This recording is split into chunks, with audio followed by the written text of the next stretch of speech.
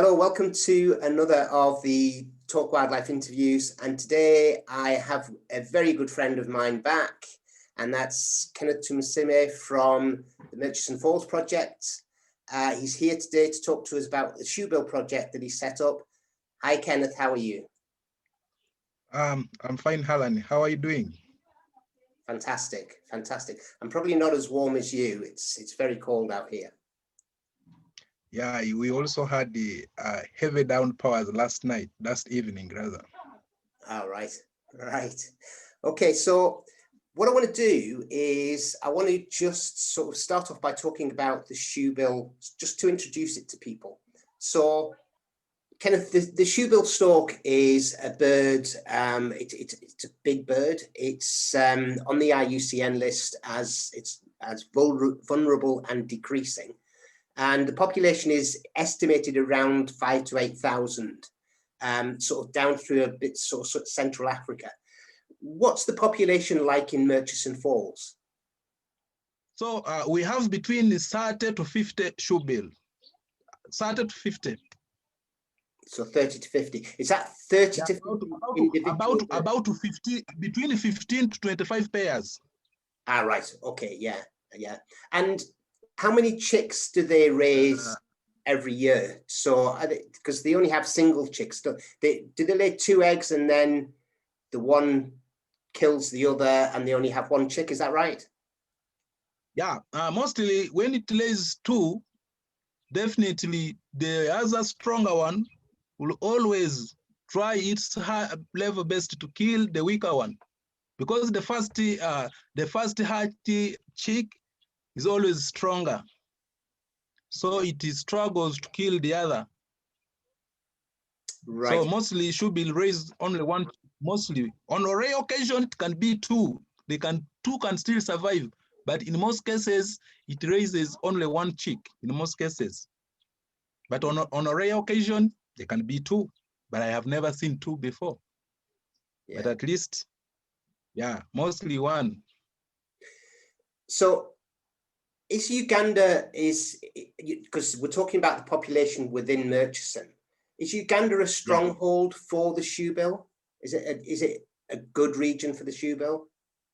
Yes, Uganda, actually, we have places in Uganda, like when you go to Mabamba wetland system, Mabamba swamp, it is closer to Entebbe International Airport, around Lake Victoria. It has got a healthy population of shoebill. It doesn't have many as Murchison, but they are easy to see also at Mabamba. We have also Makananga. Makananga is towards Masaka, also closer to Lake Victoria. We have Lake Opeta in eastern Uganda. Lake Bisina, Lake Kwania, those areas are good for shoebill. Around the Ziwa Rhino Sanctuary. At Ziwa Rhino Sanctuary, you can also see some shoebills there. And also along the Nile, beyond Murchison, in Ajai Wildlife Reserve, that one is in West Nile, Narua. Shoebill also around Lake Albert down in Semiliki, Toro Semiliki Wildlife Reserve down at Lake Albert, you can also see shoebill there. Kimburu, you can see shoebill. Yeah. Shoebill is also here in Lake Kimburu. Yeah, you know, for shoebill, it's not like other birds. Does not migrate, does not move for long distances. It do not. So the chances of seeing shoebill, since it doesn't move a lot, they are high. And Uganda is one of the countries in Africa, let me say in the world, with the high chances of seeing reasonable number and healthy population of shoebill. Murchison Falls, there are high chances, I will say 99% of seeing shoebill. It's not guaranteed, but at least I'm lucky every trip I make to Murchison Falls, whether with tourists, whether during my free time.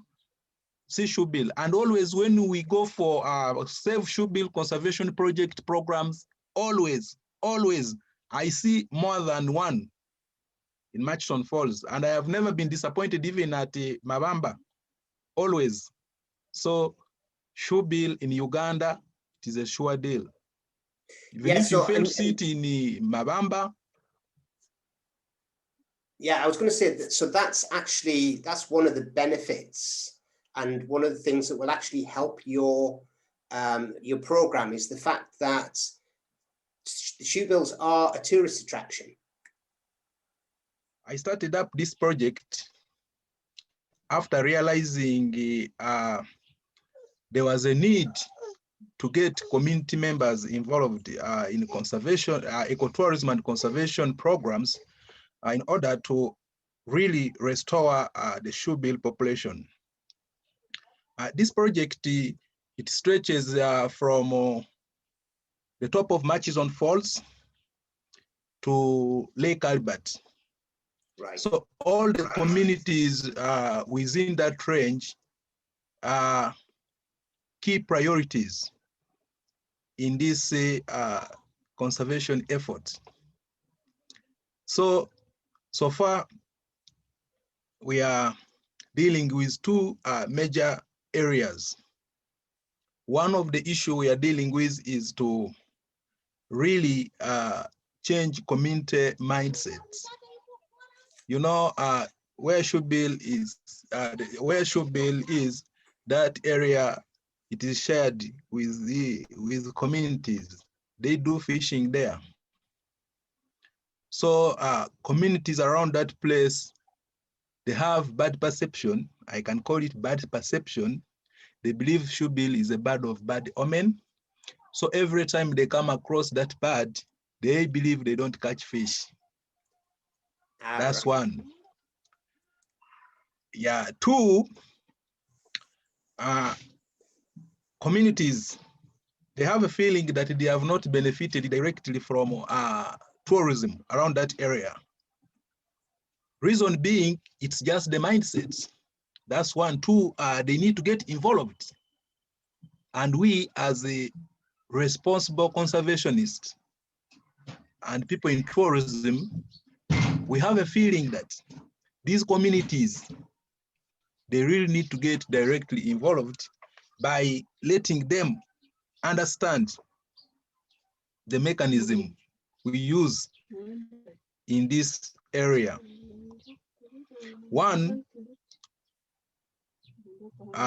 they do a lot of activities within, not only fishing, they also do art and craft. They cut papyrus,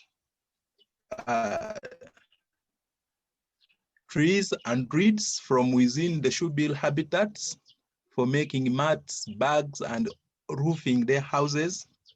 And also, they fetch water from this same river. And also, by doing so, we try to bring them together. You know, you can't go picking every person. So what we do, we make them form groups. In these groups, we identify some few individuals who can spread the message to the rest. So first of all, when did you actually set up the project, Kenneth? And how are you actually funding the project?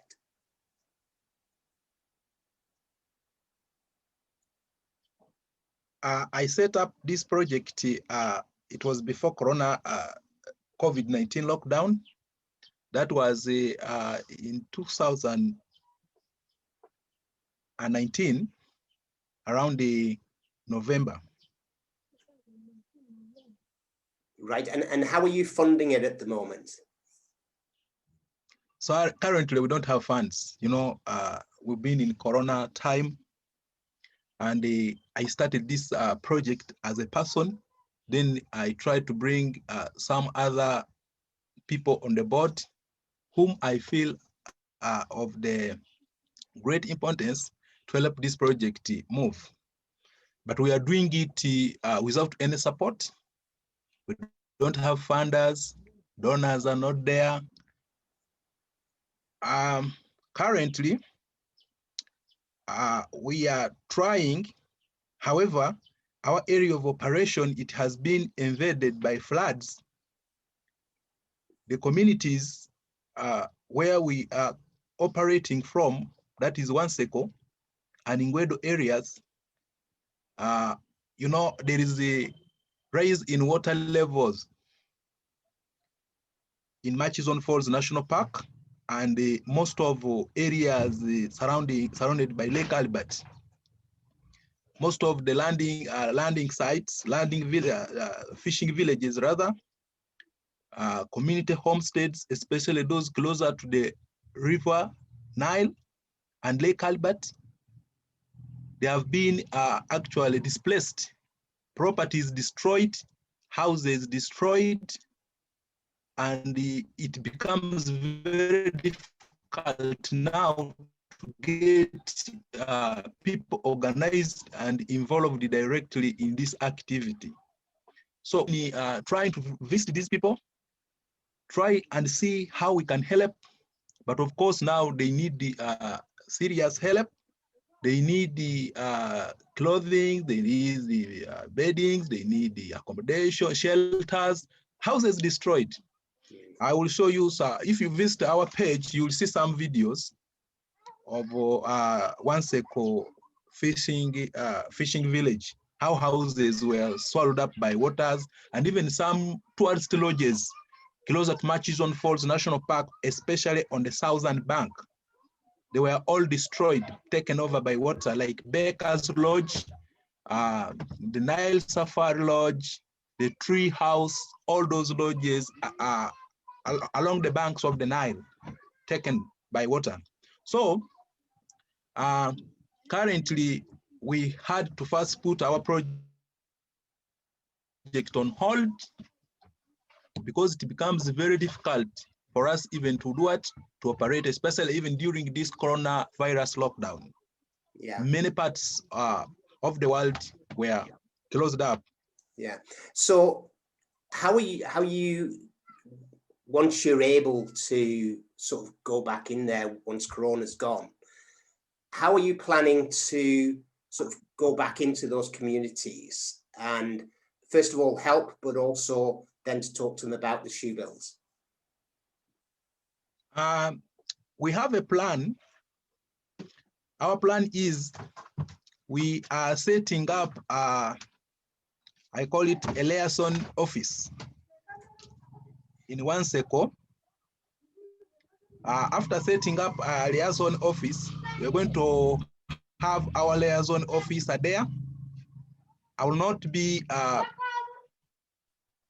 visiting communities on daily basis, but I will be meeting these communities at least once in a week to update them on how we can go about the challenges first, how we can get them directly involved in the Shoebill conservation efforts, on how we can build capacity of our locals to really understand the value and benefit of this protected bird species, the shoebill and other wetland birds. And also we see how we can help them. Maybe we can provide with them better fishing gears, and also and see how those who have been displaced, because majority have been displaced, on how we can also contribute towards their resettlement in another place. Because I know government has a plan for them, but government, what I know, government of Uganda itself cannot do everything to resettle these people. So our contribution towards these local, the locals will be, we need to be there for them in time of difficulties, in times of problems, in times of, especially during this time of the coronavirus situation, you know. Yeah. So I really, I really need to be get in touch with them, be on the ground and see how we can help, and also maybe how we can lobby for international help. Right. Okay. And how many people are we talking about here? How you know, are we talking about hundreds? Are we talking about thousands? How many people are we talking about? Reach like 3,000 people. Right. Right. So that's quite substantial. Yeah. Right. Okay. So Yeah. hi. Somebody was behind you then. I hope you know that. So I just wanted to talk to you a little bit about something that's cultural. So you said that there's a belief by the fishermen that if they see the shoebill, they're not going to catch fish. So, you know, that's not sort of good for the shoebill, but it's obviously it's their culture. So how do you address that? How do you talk to them and say, well, I understand that that is your thoughts, that your beliefs, but this is why the shoebill is important. How do you address that? By doing so, especially when we do like there is a boat cruise to the down to the delta. That boat cruise actually it starts from Para. Para, it is a tourism hub of Murchison Falls National Park. So the boat goes down to lake. These tourists, they meet with these fishermen. They do meet with them. They ask them questions. They learn from each other. They see how they cast their nets, how they trap fish, how they remove fish from the nets, and all that. And the issue is always, you know, shoebill, being a fisher, it also feeds on fish, and of which these locals also are looking for the fish. So there's competition. That's one. Two, it is a cultural belief, mostly to the fishermen. As I said, that when they come across shoebill, they believe they don't catch fish. Yeah. So what we have done so far is the community mindset. It's a belief. It's just a belief.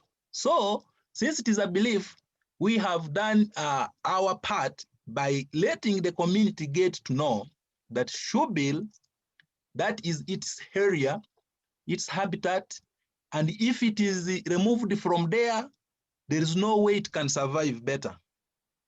That's one. Two, they can coexist with communities. How do they coexist? Because shoebill, for it, is staying in the wild, and for human, they are living in homes. So they can exist with shoebill without any issue. Because that shoebill, when it is there, it's going to bring tourists who are going to come with money to pay to see that shoebill, and of which the locals are going to get jobs. They're going to get jobs as coxswains, cruise boats, which are going to the shoebill habitat sites.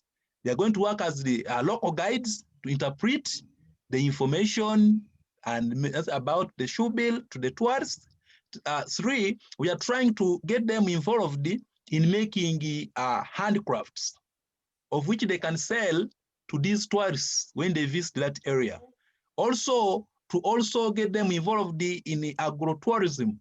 They grow crops. When tourists they come, they visit those farms and see how they carry out agriculture and sell food to the lodges around where tourists are going to stay. Not only that, we also getting these schools, especially the primary and secondary schools around that area, to get involved by visiting the Murchison Falls National Park and the Shoebill Conservation Project sites to see what they use, the importance of shoebill when they visit national parks and see how beautiful wildlife is. I know when they get back, they will spread the gospel to the rest. So we are trying to be organizing trips for locals. As I told you, they have to organize themselves. They have to be in organized groups. If it is a school, we say, okay, we are taking this school this weekend to Murchison Falls for a school tour so that they are able to learn and see. So that is another way of building good relationship, and communities getting to understand the value and and importance of conservation, especially when it comes to protecting this national park jealously, the Murchison Falls. Yeah. And also still, that area, Delta, it has so many aquatic animals, and aquatic and semi-aquatic. Talk about hippos. We have been having the biggest challenge with the human-wildlife conflict, where communities and the communities around the protected area, hippos have been killing people, breaking canoes, especially the fishermen. So many people have lost lives in those areas, especially when they come across the hippos which have younger ones. They become very aggressive. And remember, they are using these wooden canoes. They break them. People die. Others tend to dive, swim, and they are killed by water. And also, we have biggest issue with crocodiles, especially with the cattle, goats, especially when they go down to drink water, they are grabbed by crocodiles, and also the locals fetching water from the river. So the good thing, the current government has tried to do its best.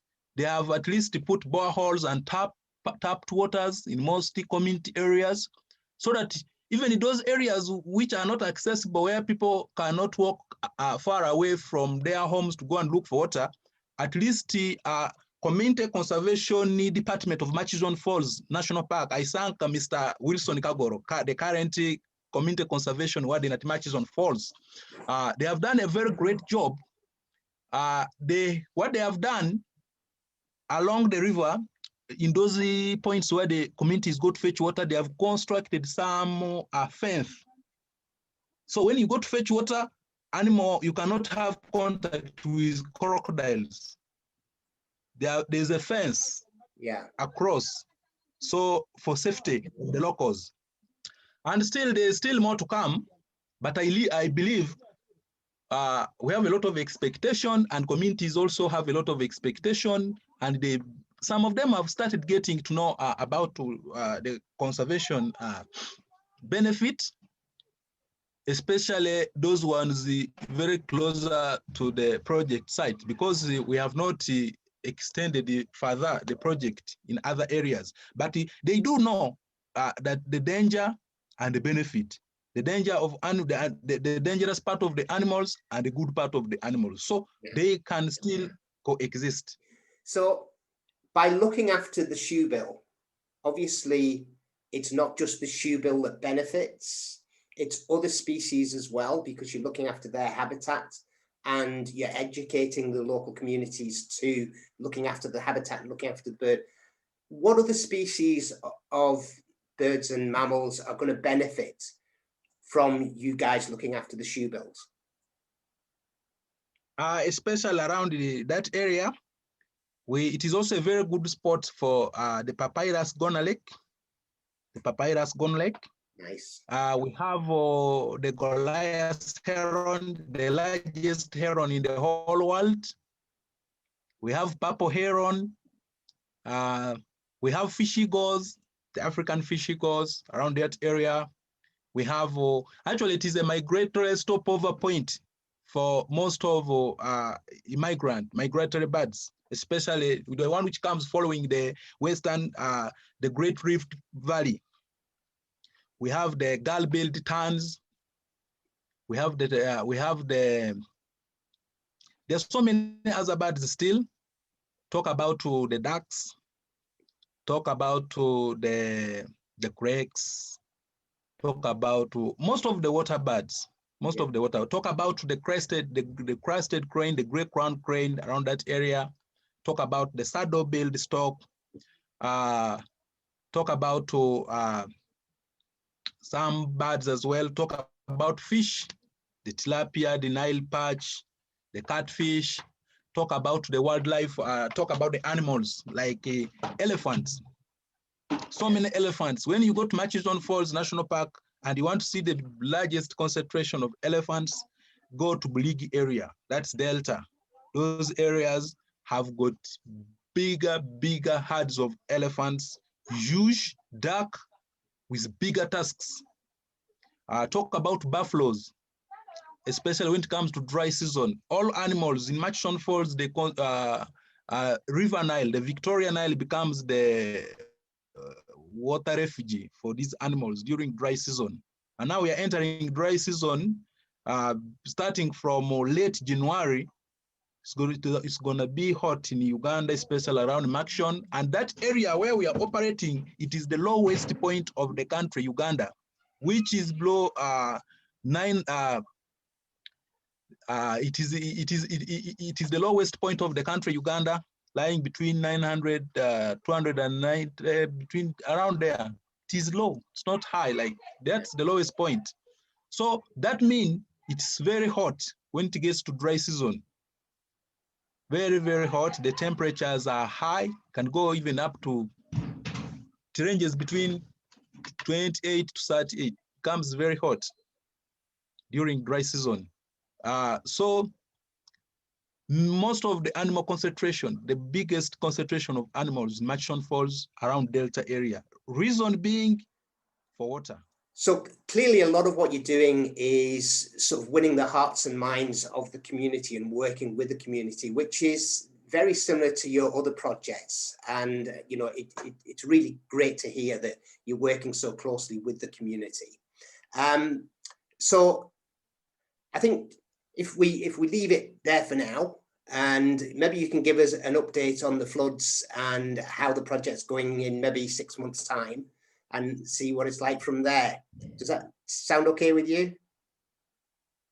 Very okay, very brilliant. So where are you today? Where are you actually sat right now? Right now, I'm in Lake Imboro National Park. Excellent. So we've had a little bit of internet problems, but considering you're sat in the middle of a national park, they've not been too bad. So thank you ever so much for your time, Kenneth. Thank you very much, Alan. Thank you. And I will speak to you very soon. Take care. And give my regards to the family. Thank you. You too. Thanks. Bye. Take care.